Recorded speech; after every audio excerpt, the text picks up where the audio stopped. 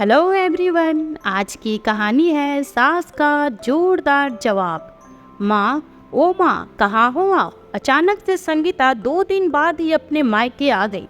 मायके में जैसे ही वह घर के अंदर आई तो तपती हुई धूप में एक छोटे से आम के पेड़ के नीचे देखती है कि उसकी माँ चारपाई पर लेटी हुई है, सूख कर कांटा हो गई है। ऐसे लग रहा है कि सिर्फ हड्डियों का ढांचा है, मांस तो रहा ही नहीं। पूरी चारपाई में चिपकी हुई है। पहले तो संगीता जान ही नहीं पाई कि उसकी माँ चारपाई पर लेटी है। जब नजदीक गई तो देखकर चौंक जाती है और कहती है, माँ, तुम इतनी कड़कती धूप में आंगन में क्यों लेटी हो? कितनी गर्म लू चल रही है, तुम्हें लू लग जाएगी, तबीयत खराब हो जाएगी, अपने कमरे में जाओ। बेटी की आवाज़ सुनकर कौशल्या जी हाथों की टेक लगाकर चारपाई से उठकर बैठती है। खुशी के मारे आंखों में आंसू आ गए। बेटी को गले लगाकर फूटकर रोने लगती है। माँ की ऐसी हालत देखकर संगीता कहती है, क्या हुआ माँ, तुम रो क्यों रही हो? कुछ नहीं बेटा, यह तो खुशी के आंसू है। इतने दिनों से तुम नहीं आई थी, आज देखा तो खुशी के मारे आंखें भर आई है। माँ, तुमने अपना क्या हाल बना रखा है? कितनी दुबली हो गई हो, खाना ठीक से नहीं खाती हो क्या? बेटी की बात सुनकर कौशल्या जी थोड़ी देर के लिए चुप हो गई। तब कौशल्या जी की बहू रवीना को बाहर से किसी के आने की आवाज सुनाई देती है। अपने कमरे से बाहर निकलकर आई। सामने ननद संगीता को देखकर उसके पैरों के नीचे जमीन खिसक गई। संगीता के पास आकर कहती है, अरे ननद जी, आप तो अगले महीने आने वाली थी, फिर अचानक से कैसे आ गई? और आने से पहले आपने फोन भी नहीं किया, कम से कम एक बार बता तो देती। अरे भाभी, रिजर्वेशन तो हमारा अगले महीने का ही था, लेकिन आपके नंदोई जी अपने ऑफिस के काम से इधर ही आ रहे थे, तो सोचा इनके साथ ही मैं के चली जाती हूँ। अकेले बच्चों के साथ आने में दिक्कत भी होती है, और सोचा आप सबको सरप्राइज देकर खुश कर दूंगी, यही सोचकर आपको नहीं बताया। संगीता की बात सुनकर कि रवीना मुंह बनाती हुई कहती है, फिर भी ननद जी, आने से पहले बताना तो चाहिए, कम से कम मैं आपके लिए कुछ तैयारी करके रखती। रवीना अच्छा बनने का नाटक करते हुए अपनी ननद को कूलर वाले कमरे में ले गई और अपनी सास को भी डांटते हुए कहती है, क्या माँ जी, दोपहर में आंगन में लेटी हो, तबीयत खराब हो जाएगी, चलो अंदर कूलर में चलकर लेटना। ननद जी, आप ही समझाओ माँ जी को, बहुत जिद्दी हो गई है, बुढ़ापे पर हर बात पर जिद करने लगी है, कितना भी समझा लो लेकिन अपनी ही मन की करती है। अगर तबीयत खराब हो गई तो कल को मुझे ही उनकी सेवा करनी पड़ेगी। आखिर मेरे अलावा इनका है ही कौन? हम ही तो उनको बुढ़ापे पर देखेंगे। बहू बेटे आखिरकार होते किस लिए हैं? बातें बनाते हुए रवीना ने कहा। भाभी की बातें सुनकर संगीता बहुत खुश हो गई कि उसकी भाभी कितनी अच्छी है, जो उसकी माँ का इतना ख्याल रखती है। माँ का हाथ पकड़कर संगीता कमरे में ले आई और समझाते हुए कहती है, माँ, तुम भाभी की बात को माना करो, ऐसे आंगन में मत लेटा करो। कौशल्या जी धीरे से बड़बड़ाई कि बहू की ही तो बात मान रही हूँ, तभी तो आंगन में लेटी हूँ। कौशल्या जी इतना ही कह पाती है कि रवीना कौशल्या जी की तरफ आंखें तड़ेरती हुई देखती है और आंखों ही आंखों में कौशल्या जी को चुप रहने का इशारा करती है, जिसे संगीता नहीं देख पाती है। और बेचारी कौशल्या जी अपनी बहू की बड़ी बड़ी आंखों को देखकर डर गई और अपनी बेटी से कुछ नहीं कहा, चुप हो गई। लेकिन संगीता को कुछ तो इस बार अपने मायके में अटपटा लग रहा था। एक तो वह अपनी माँ की ऐसी हालत देखकर परेशान थी और माँ की चुप्पी को देखकर भी वह परेशान हो जाती थी। कभी कभी उसे ऐसा लगता था कि उसकी माँ उससे कुछ छुपा रही है। कई बार संगीता ने अपनी माँ से पूछने की कोशिश भी की, लेकिन बेचारी कौशल्या जी अपनी बहू के डर से बेटी से कुछ न कह सके। अपने मायके के बदलाव को संगीता महसूस तो कर रही थी, लेकिन भाभी के व्यवहार को देखकर उसे लगता था कि हो सकता है यह उसकी मन का वहम हो। माँ का बुढ़ापा है, खाना पीना ठीक से नहीं खा पाती है, इसलिए शायद दुबली पतली हो गई है। रवीना ने रसोई में जाकर अपनी ननद के लिए बढ़िया बढ़िया खाना बनाया, क्योंकि उसे अपनी ननद के नज़रों में अच्छा बनना था। खाना परोस कर कमरे में लेकर आई। संगीता ने माँ से कहा, माँ तुम भी खाना खा लो, खाने का समय हो गया है। खाने के थाली देखते ही कौशल्या जी उस पर ऐसे टूट पड़ी जैसे वर्षों से भूखी हो। इतना अच्छा खाना उन्होंने सच में बहुत सालों से नहीं खाया था। अच्छा खाना तो क्या, बहू बेटे उन्हें भरपेट खाना भी नहीं देते थे, रूखा सूखा बासी खाना देते थे, वही उन्हें खाना पड़ता था। लेकिन आज बेटी के पूछने पर जब व्यंजनों से भरी हुई थाली उनके सामने आई तो कौशल्या जी से रहा नहीं गया। वो थोड़ी ही देर में पूरी खाने की थाली चट कर गई। संगीता एक टक अपनी माँ के इस व्यवहार को देखती रह गई। उसने अपनी माँ को खाते हुए बिल्कुल भी नहीं टोका। थोड़ी देर में रवीना कमरे में पूरियां लेकर आए। जब उसने देखा कि उसकी बूढ़ी सास ननद के लगाई गई थाली को खा रही है तो बड़ी बड़ी आंखें अपनी सास की तरफ निकालते हुए देखने लगती है। अपनी बहू को देखते ही कौशल्या जी का हाथ खाने से रुक गया। उन्होंने थाली एक तरफ खिसका दी और एक तरफ मुंह करके बैठ गई। संगीता को समझ में आ रहा था कि जैसे ही भाभी माँ के सामने आती है, माँ एकदम से डर जाती है। पता नहीं ऐसा क्या है, कुछ तो है जो समझ नहीं पा रही हूँ। अगर भाभी माँ के साथ गलत व्यवहार करती है तो मेरे लिए इतना कुछ कैसे कर रही है। रात में इकट्ठे सभी लोग बैठे हैं। तभी रवीना अपने पति नवीन को धीरे से कहती है, तुम्हारी बहन घर आ गई है तो सीधे सीधे अपनी बहन के पास के शहर वाले जमीन की बात कर लो जो तुम्हारे पिताजी उसके नाम कर गए थे। जब तुम्हारे पिताजी ने तुम्हारी बहन को वो जमीन दिया था तब तो उसकी माली हालत ठीक नहीं थी, ससुराल वाले भी अच्छे नहीं थे और उनके पति की भी कोई नौकरी नहीं थी। इसलिए बुढ़े ने इतना बड़ा प्लॉट बेटी के नाम कर दिया। बुढ़ा तो मर गया लेकिन मेरे लिए यह मुसीबत छोड़ गया। उस जमीन के चक्कर में इसकी इतनी आवभगत करनी पड़ती है। एक बार वह जमीन मेरे कब्जे में आ जाए फिर बताती हूँ माँ बेटी को, मैं तो कभी ना भुलाऊंगी। तभी संगीता मजाक करते हुए अपनी भाभी से कहती है, भाभी जरा तेज तो बोलो, हम भी सुन ले। तो नवीन बात को बनाता हुआ कहता है, अरे कुछ नहीं संगीता, तुम्हारी भाभी कह रही थी कि संगीता की किस्मत कितनी अच्छी है। अब तो नंदोई जी भी अच्छी खासी नौकरी करते हैं, ससुराल में भी सब कुछ अच्छा चल रहा है, दिल्ली जैसे शहर में रहती हो, खूब सारे पैसे हो गए हैं। हाँ भैया, ये सब आपका आशीर्वाद ही है। नवीन बात को बढ़ाता हुआ कहता है, मैं तो कह रहा था कि अब सब कुछ तुम्हारे पास हो गया है संगीता, तो पिताजी ने जो जमीन तुम्हारे नाम किया था उसको तुम हमें वापस कर दो। तुम्हें तो पता है कि दुकान भी ठीक ठाक ही चलती है, 2 बच्चे हैं, घर के खर्च बढ़ गए हैं, ऊपर से माँ की बीमारी में भी बहुत सारा खर्च होता है। और जो जमीन पिताजी ने तुम्हें दिया था वह शहर के बीचों बीच है, जिसकी कीमत आज के समय में 50 लाख से कम नहीं है। नवीन की बात सुनकर के संगीता कहती है, हाँ भैया, मैं भी यही सोच रही थी कि वह जमीन अब अपने मायके में भाई भाभी को वापस कर दूं। अब मुझे मायके की प्रॉपर्टी की ज़रूरत नहीं है। ऐसा करना भैया, अभी मैं 10 दिन तक रुकूंगी, पेपर तैयार करवा लेना और मैं वह ज़मीन आपके नाम कर जाऊंगी। मुझे अब उसकी ज़रूरत नहीं है।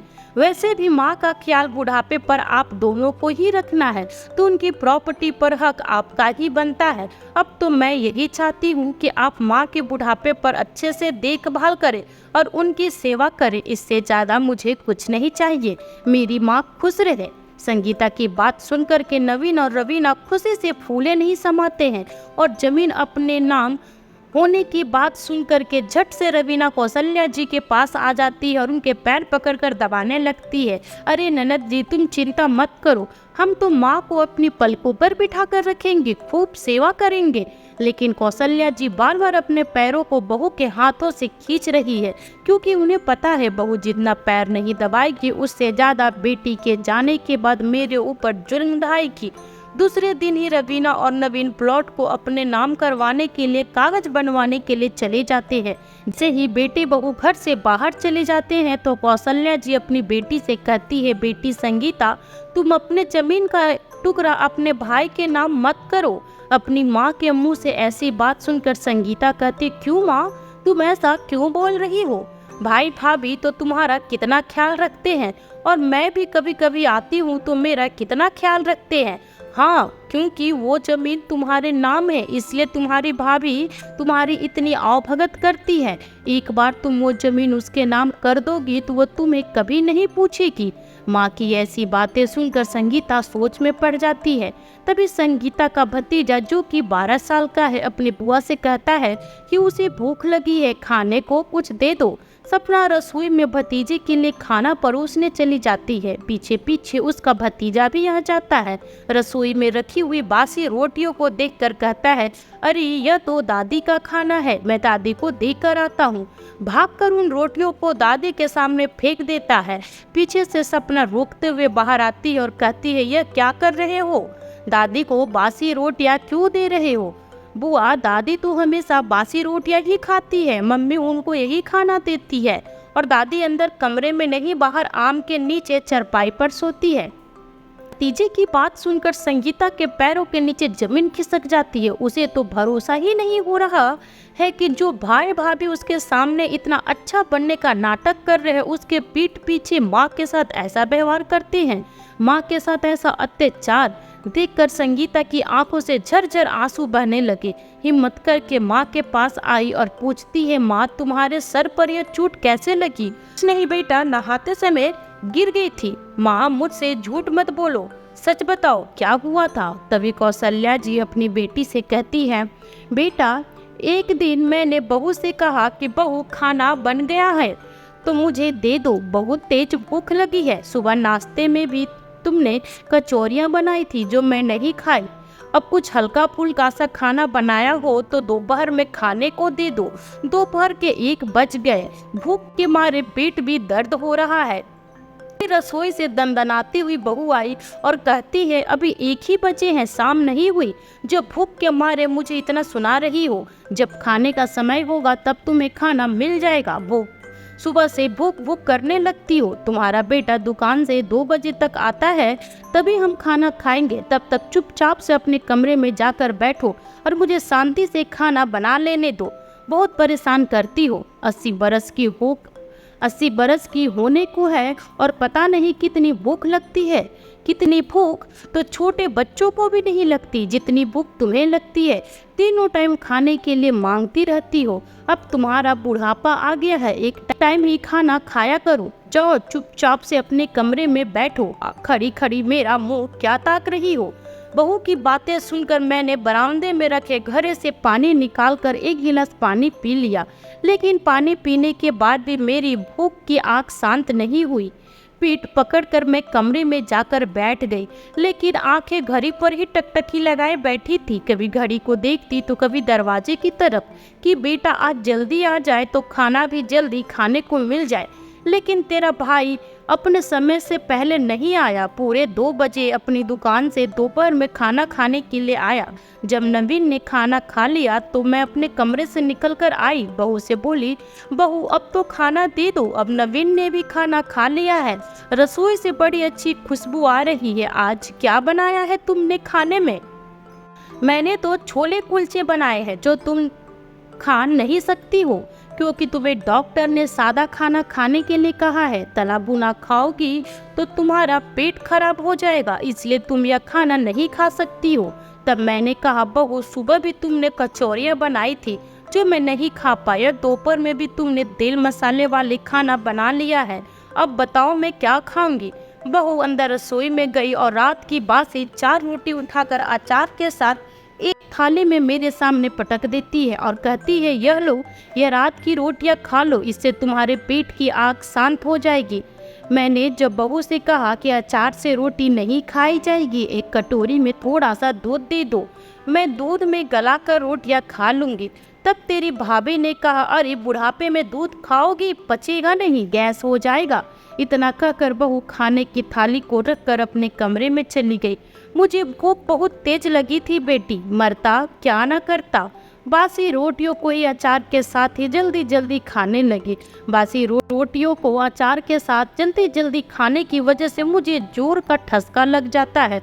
बहुत तेज तेज खांसी होने लग गई। सारा खाना खांसी के साथ बाहर निकल गया। मैंने जल्दी से पानी पीकर किसी तरह अपनी खांसी पर काबू पाया, लेकिन इतने में बहू अंदर से आई और बरामदे और बरामदे में फैले हुए खाने को देखकर आग बबूला हो गई और गुस्से में आओ देखा न ताओ और मेरे सर पर टीवी का रिमोट दे मारा और कहने लगी, बुढ़िया ढंग से खाना भी नहीं आता, बुढ़ी हो गई है, बच्चों की तरह खाना खाती है, खाने की भी तमीज नहीं है, आराम आराम से खाना नहीं खा सकती, अब पूरा घर गंदा कर दिया, दीवारें खराब कर दी, जल्दी से इनकी सफाई करो नहीं तो तेरी खैर नहीं। और मैंने कहा था कि खाना खाने के बाद रसोई के बर्तन साफ कर देना, तूने तो पूरा घर ही फैला कर रख दिया है। मैं अपने कमरे में जा रही हूँ, जल्दी से पूरे घर को साफ कर दो, उसके बाद ही मैं अपने कमरे से निकलूंगी। तुम्हारी गंदगी देख कर के मुझे तो उल्टियाँ आ जाएगी। बहू ने मेरे सर पर रिमोट इतना तेज मारा था कि मेरे सर से खून निकलने लगा। बहू के इस तरह के व्यवहार को देखकर मैं बरामदे के एक कोने में ठिठक कर खड़ी रह गई। बहुत देर तक खड़ी खड़ी रोती रही, अपनी किस्मत को कोसती रही। हे भगवान, इससे तो अच्छा मुझे ऊपर ही उठा लो। मुझे बहू बेटी के साथ नरक की जिंदगी नहीं जीनी है। बहू बेटा मुझे एक एक रोटी के लिए तरसा रहे हैं, भूखे मार रहे हैं, अपने ही घर में भिखारियों की तरह मांग मांग कर खाना पड़ता है। एक समय था जब यह घर मेरा था, पूरी रसोई मेरी थी, मन में जो आता था वही बनाती थी, मन भर के सबको खिलाती थी, हमेशा बेटे के मनपसंद का खाना बनाती थी। अगर आधी रात को भी बेटा कुछ खाने की फरमाइश करता तो मैं उसको कभी मना नहीं करती थी। लेकिन आज बेटा कितना बदल गया। बहू ने बेटे के सामने ही मुझे बासी रोटियां दी तो बेटे ने एक बार भी मना नहीं किया। जिसको मैंने तीनों समय गरम गरम बनाकर खिलाती थी, आज वही बेटा मुझे एक एक रोटी के लिए तरसा रहा है। बहुत देर तक मैं कोने में खड़ी खड़ी अपनी किस्मत को कोसती रही और फूट फूट कर रोती रही कि आज मेरे पति भी नहीं है जिससे मैं अपने मन का गुब्बार निकाल सकूं। बेटी है तो वो भी दूर शहर में रहती है, उससे भी बात नहीं हो पाती, बहू ज्यादा बात करने नहीं देती। यह सब बातें सोच ही रही थी कि तब तक बहू कमरे से चिल्लाती हुई कहती है, कोने में भूत बनकर ही खड़ी रहोगी, यह घर में फैलाई हुई गंदगी भी साफ करोगी। बहू की आवाज सुनकर मैं डर गई और जल्दी से पूरे बरामदे की सफाई करने में जुट गई। रसोई का सारा काम निपटाया। इतने में तेरी भाभी का मन नहीं भरा तो दूसरे दिन उसने मेरी चारपाई कमरे से निकालकर आंगन के एक कोने में डाल दी। मैंने जब कहा, बहू आंगन में बहुत गर्मी होती है, कमरे में पंखा भी है, आंगन में ऐसी गर्मी में मैं रात में कैसे सोऊंगी, मेरी चारपाई आंगन में मत डालो। तब बहू ने मुझसे बहुत ही बुरे तरीके से कहा, ए बुढ़िया चुप कर, मुझे उस कमरे की जरूरत है और तेरे लिए इतना बड़ा कमरा मैं नहीं छोड़ सकती हूँ। रात आंगन में सो जाया कर और दिन में आंगन में जो छोटा आम का पेड़ लगा है उसके नीचे अपनी चारपाई खिसका लिया कर। कमरे में जाने की जरूरत नहीं है, आज से तू आंगन में ही रहेगी और पूरे घर की रखवाली करेगी। मेरा बेटा नवीन जो कि अपने पिताजी के कपड़ों की दुकान को संभालता है, ना जाने कितनी बार अपनी माँ को उस चारपाई पर आंगन में गर्मी में लेटे हुए देखा है। कभी धूप से परेशान तो कभी मक्खियों से परेशान, कभी रात में मच्छर काट रहे। लेकिन मजाल है कि कभी तेरे भाई ने मुझसे कहा हो कि माँ तुम अंदर कमरे में जाकर लेट जाओ, बाहर आंगन में बहुत गर्मी है। उसे अपनी माँ के इस हाल से कोई फर्क नहीं पड़ता बेटा, और तुम अपने उस भाई भाभी को मेरी सेवा करने की खुशी में अपने हिस्से की जमीन दे रही हो। अरे जानती हो बेटा, जिस दिन तुमने फोन किया था कि तू अगले महीने आ रही हो, उस दिन उन दोनों को जैसे सांप सूंघ गया हो। उन दोनों को तो ना हाँ करते बन रहा था और ना ही ना करते बन रहा था। तेरे भाभी के तो छाती पर जैसे सांप लौटने लगे थे अपने ननद के घर आने की बात सुनकर। पर क्यों माँ? क्योंकि उसे अब तुम्हारे सामने अच्छा बनकर रहना पड़ेगा ना, सास की सेवा करनी पड़ेगी, समय से खाना देना पड़ेगा, जो कि उसे बिल्कुल भी पसंद नहीं है। तो माँ ये दोनों मेरे सामने अच्छा बनने का नाटक करते रहे हैं और मुझे लगा कि भैया भाभी बहुत अच्छे हैं, मेरी माँ का बहुत अच्छे से ख्याल रखते हैं। मुझे तो इस हकीकत के बारे में कुछ पता ही नहीं। भैया भाभी आपको इतना परेशान करते हैं, एक पालतू जानवर की तरह घर में रखे हुए हैं, समय से खाने को भी नहीं देते, घर के सारे काम करवाते हैं। अब मैं समझी माँ, भाभी ने आपको बहुत डरा कर रखा है, इसलिए आप कुछ भी बोलने से डरती हैं, है ना माँ? माँ के मुंह से ये सारी बातें सुनकर संगीता का दिल दहल जाता है। वह भाई भाभी को सबक सिखाने का निर्णय लेती है। उसे पता है अगर वह सीधे सीधे भाई भाभी से कुछ कहेगी तो दोनों मानने को तैयार नहीं होंगे, बल्कि उसे गलत ही ठहरा देंगे। संगीता मौका पाकर एक दिन जब उसके भाई भाभी किसी काम से घर से बाहर गए हुए थे, अपनी माँ को समझा बुझा कर पुलिस स्टेशन ले गई अपने भाई भाभी के खिलाफ शिकायत दर्ज करने के लिए। तब पुलिस अधिकारी ने कहा हमें सबूत की जरूरत पड़ेगी, इसलिए पूरे घर में सीसीटीवी कैमरा लगवाना होगा। पुलिस वाले की मदद से संगीता भाई भाभी कोर्ट की काम से बाहर गए तो पूरे घर में सीसीटीवी कैमरा लगवा देती है, जिसकी भनक नवीन और रवीना को बिल्कुल भी नहीं पड़ती। फिर एक दिन रवीना संगीता के ससुराल जाने के सिर्फ एक दिन बचे थे, इसलिए बढ़िया सा खाना संगीता के लिए लेकर आती है। संगीता खाने की थाली को माँ को दे देती है और जानबूझकर किसी काम के बहाने घर से चली जाती है, ताकि अकेले में उसकी भाभी माँ के साथ कैसा व्यवहार करती है यह वह जान सके, और जाकर पुलिस स्टेशन पर बैठ जाती है। इधर रवीना जब सास के हाथ में गरम गरम खाने की थाली को देखती है तो गुस्से के मारे आग बबूला हो जाती है। बूढ़ी सास के हाथ से थाली को छीन लेती है और कौशल्या जी के बालों को पकड़कर जोर से खींचकर कहती है, बुढ़िया तेरी हिम्मत कैसे हुई गरम गरम खाना खाने की? भूल गई तेरी औकात बासी खाने की है?